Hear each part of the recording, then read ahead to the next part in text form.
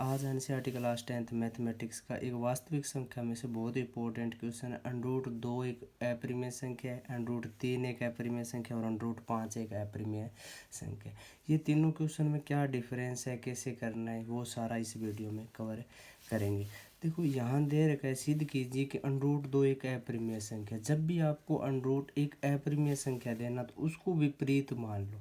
क्या मानेंगे भाई? माना अंडरूट 2 क्या है?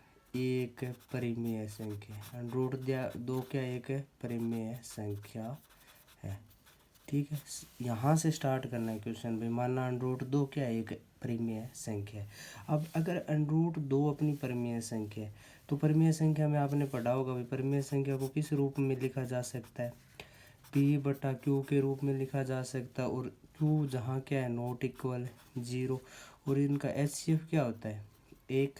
ये तीन चीज़ पढ़ी है भाई। परिमेय संख्या को किस रूप में लिखा जा सकता है? पी बटा क्यू के रूप में, जहाँ क्यू क्या है? 0 नहीं है। और एचसीएफ क्या है इनका? 1 होता है। एचसीएफ दोनों का, पी और क्यू का एचसीएफ क्या होता है? 1। तो अगर अंडरूट 2 को मैंने एक परिमेय संख्या मानना है तो ये लिख सकता हूँ भाई, पी बटा क्यू बराबर क्या है? अंडरूट 2। पी बटा क्यू क्या है अपना? अंडरूट 2। अब इसको तिरछा गुणा कर लो तो पी बराबर क्या आ गया? Under root 2 Q. पी बराबर क्या आ गया? Under root 2 Q. अब देखो, अब क्या करना है? इनका दोनों तरफ वर्ग कर दो। इस समीकरण का क्या करना है? दोनों तरफ वर्ग करने पर। तो मैं लिख रहा हूँ दोनों तरफ वर्ग करने पर। अगर मैं दोनों तरफ वर्ग करूँगा तो इसका मान क्या आएगा? पी स्क्वेयर बराबर अंडरूट 2 का वर्ग किया तो 2, क्यू का वर्ग किया तो क्यू स्क्वेयर। ये अपनी आ गई समीकरण नंबर 1। ये क्या आ गई? समीकरण नंबर 1। तो ये डाटा यहाँ से यहाँ लिखना नहीं है, बस ये पता होना चाहिए भाई। अगर परिमेय संख्या है तो इसको पी बटा क्यू के रूप में लिख सकते हैं, जहाँ क्यू नॉट इक्वल टू 0 है। एचसीएफ क्या होना चाहिए? 1। अब इसमें आगे दोनों तरफ वर्ग कर दिया, समीकरण 1 आ गई। अब क्या करना है? यहाँ से एक चीज़ लिखनी। अब देखो, पी स्क्वायर क्या है? 2 का गुणनखंड है ना, तो ये लिखेंगे भाई पी स्क्वायर क्या अपना? 2 से भाज्य है। 2 से भाज्य है। यहाँ देखो 2 है और यहाँ पी स्क्वायर है, तो पी भी किससे भाज्य होगा? 2 से भाज्य होगा। तो अतः पी स्क्वायर 2 से विभाजित है, 2 से विभाजित है।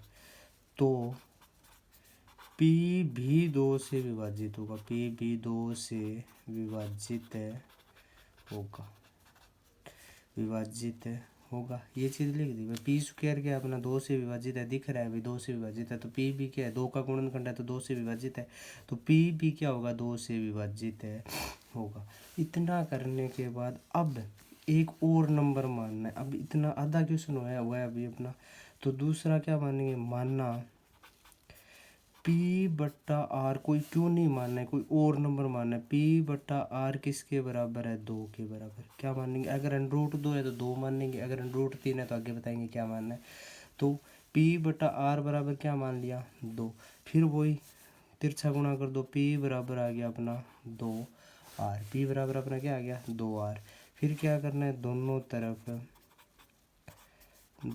तरफ वर्ग करने पर, वर्ग करने पर। तो यहाँ से पी स्क्वायर बराबर क्या आएगा? 4r square.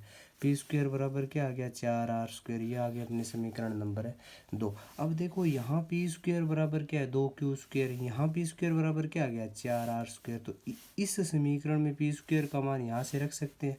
तो समीकरण 1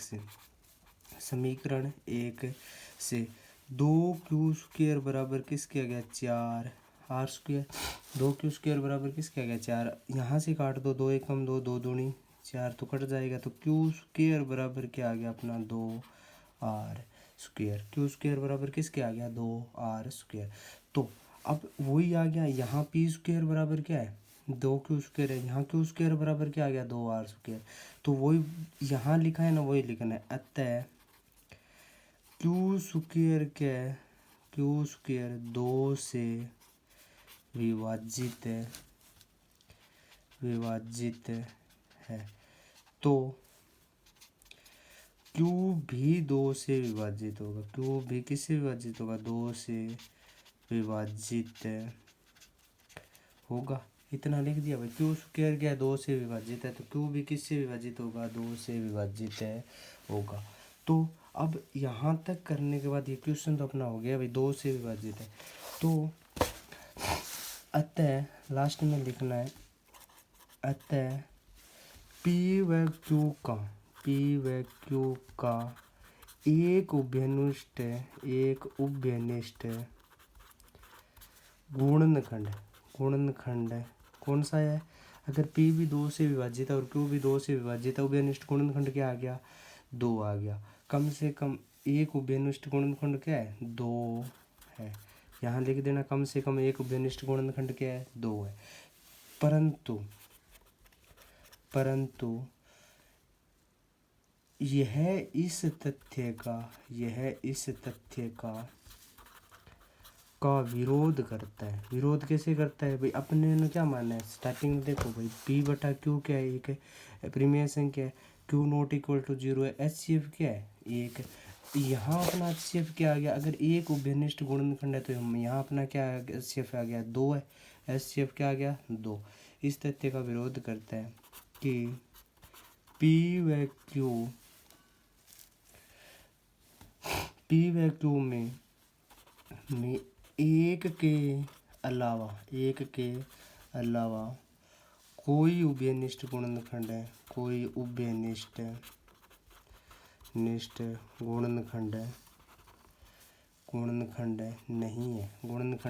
नहीं है। हमारी परिकल्पना लास्ट में लिख लेना भाई, हमारी परिकल्पना क्या है, गलत है। हमारी पर जो हमने माना है भाई, P बटा Q के रूप में √2 क्या एक परिमेय संख्या है, तो वो गलत होगी। अतः √2 एक अपरिमेय संख्या। ये चीज़ याद करनी पड़ेगी, ये चीज़ क्या करनी पड़ेगी, याद भाई। P बटा Q का एक उभयनिष्ठ गुणनखंड क्या आ गया, 2। परंतु इस तथ्य का विरोध कि P बटा Q में एक के अलावा कोई उभयनिष्ठ गुणनखंड नहीं है। क्यों नहीं है, क्योंकि अपने √2 को क्या माना, परिमेय संख्या के अलावा कोई उभयनिष्ठ गुणनखंड। हमारी परिकल्पना में क्या होगी, गलत। अतः √2 क्या होगी, एक अपरिमेय संख्या। अब देखो √2 की जगह अगर हो दूसरा कौन सा हो, √3। √2 की जगह दूसरा क्या हो, √3। तो उसको कैसे हैंडल करेंगे, तो वही है। तो अब क्वेश्चन ये भी आ सकता है, सिद्ध कीजिए √3 क्या है, √3 एक अपरिमेय संख्या है। तो इसको कैसे करेंगे, तो पहले तो वही है, माना √3 क्या है, माना √3 एक परिमेय संख्या। यहाँ से स्टार्ट करना, परिमेय संख्या है। तो अब अगर √3 एक परिमेय संख्या है, तो P बटा Q बराबर किसके हो गया, √3। तो P बराबर क्या हो गया, √3 Q। फिर वही करना है, दोनों तरफ क्या किया है, दोनों तरफ वर्ग करने पर तो P स्क्वायर बराबर किसके आ गया, 3 Q स्क्वायर। ये आ गया समीकरण नंबर 1। तो वो लाइनें याद है भाई, P स्क्वायर क्या है, 3 से विभाजित है। अतः P भी कितने से, P भी 3 से विभाजित होगा। P भी कितने से विभाजित होगा, 3 से। तो लास्ट में माना P बटा R बराबर क्या मान लिया मैंने, 3 मान लिया। यहाँ जो ये अंक है वही मानना है, 3 मान लिया। तो P बराबर कितना आ गया, 3R। तो P स्क्वायर बराबर क्या आ गया, 9R की स्क्वायर।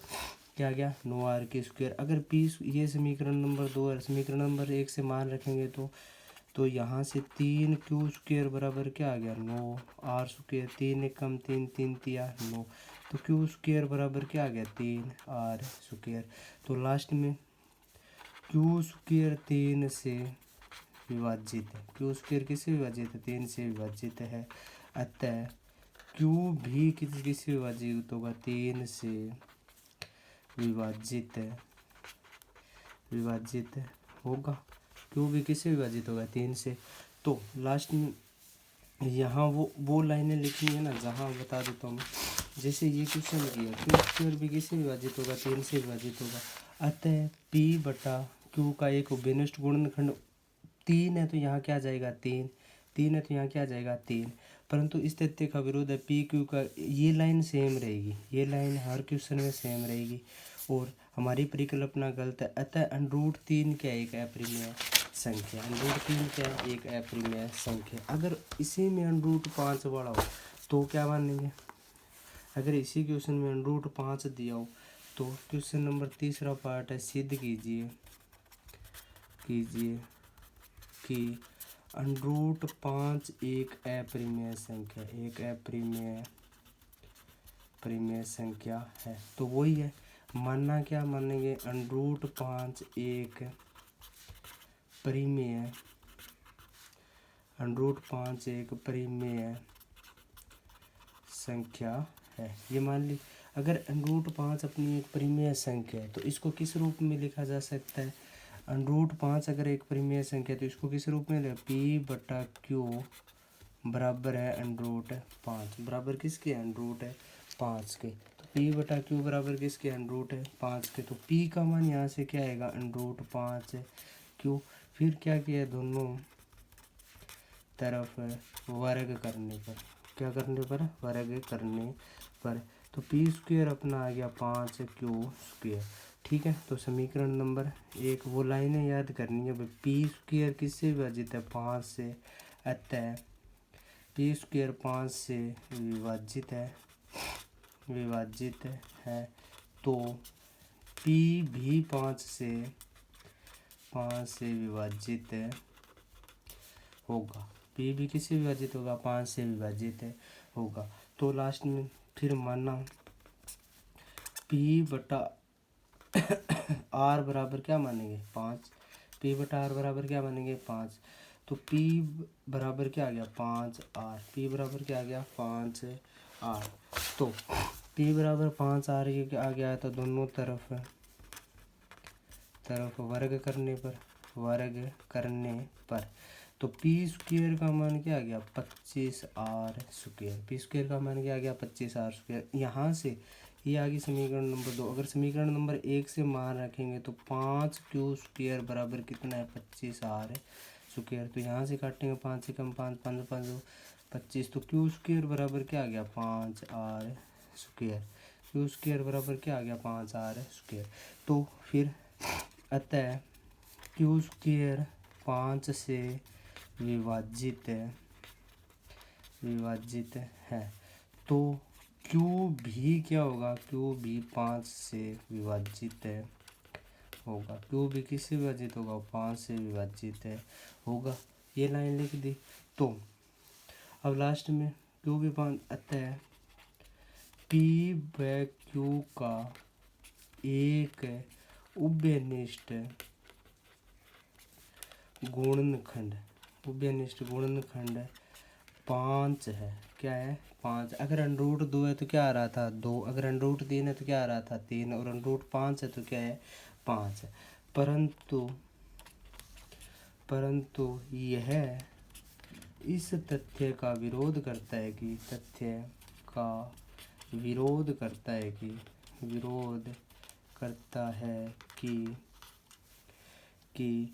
पी व क्यू का क्या है, पी व क्यू का एक के अतिरिक्त, क्यों अगर परिमेय संख्या तो उसके अच्छे परिमेय संख्या का HCF क्या होता है हमेशा एक के अतिरिक्त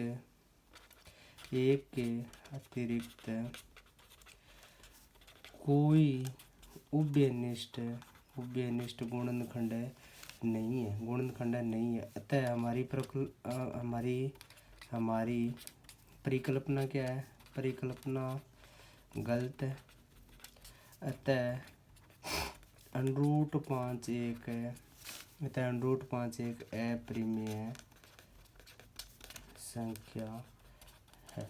तो भी यहाँ तक है। ये तीनों क्वेश्चन, एक क्वेश्चन कम से कम पूछा जाता है बोर्ड एग्जाम में, तो अच्छे से करवा दिए इनको। यहाँ तक ये पार्ट है ना, ये याद कर लेना भाई। अगर यहाँ का ध्यान भी रखना भाई √3 है, √2 है, 5 है। वीडियो पसंद आए तो लाइक करना, चैनल को सब्सक्राइब करना, वीडियो को अपने दोस्तों को शेयर भी करना। मिलती है नेक्स्ट वीडियो में कोई नए टॉपिक के साथ, तब तक के लिए बाय।